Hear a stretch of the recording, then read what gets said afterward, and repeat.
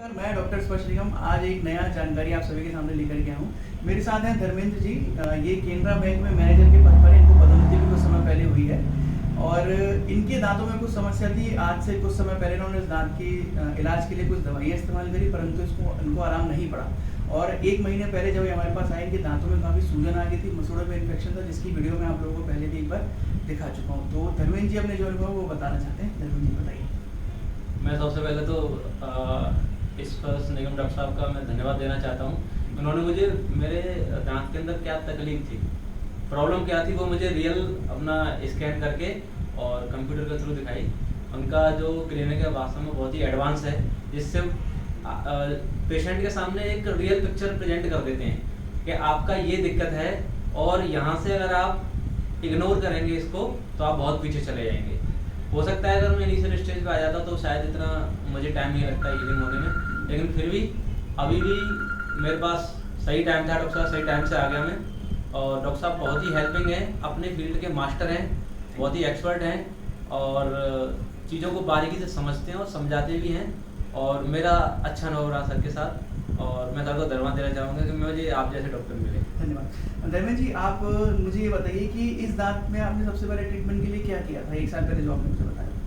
कुछ नहीं, मैं बस गया डॉक्टर के पास, ऐसे ही एक हमारे क्षेत्र में क्लिनिक थी, तो उन्होंने बताया कोई ठंडा गर्म खाने से ये कुछ हो जाता है, उसी की वजह से आपको ये दवाई खा लीजिए, आपका सही हो जाएगा। सही हो भी गया, लेकिन वो परमानेंट सही नहीं हुआ। उसके बाद फिर ये दिक्कत आई 1 महीने पहले मुझे। उसके बाद जब मैं डॉक्टर साहब के पास आया, मेरी पोस्टिंग भी शहर में आ गई थी, जब मैं गाँव में था, तो वो भी रहा कि मैं यहाँ पोस्टिंग गई, तो उस हिसाब से फिर मैंने सर को दिखाया। सर तो बहुत ही अच्छे व्यवहारिक हैं, बहुत अच्छे हैं, और ट्रीटमेंट के बाद भी आपसे फॉलोअप लेते हैं कि कोई दिक्कत तो नहीं है, खाने पीने में कोई प्रॉब्लम तो नहीं है, और ये दिक्कत होगी कोई घबराइएगा नहीं। और ये हो सकता है क्योंकि जब मेरा वो हुई तो सर्जरी के बाद सूजन थोड़ी बड़ी थी, तो उन्होंने कहा कि यहाँ तक सूजन जाएगी, आप घर और घबराइएगा नहीं, 3 दिन के बाद फिर वो सूजन धीरे धीरे कम हो। तो वैसा ही हुआ।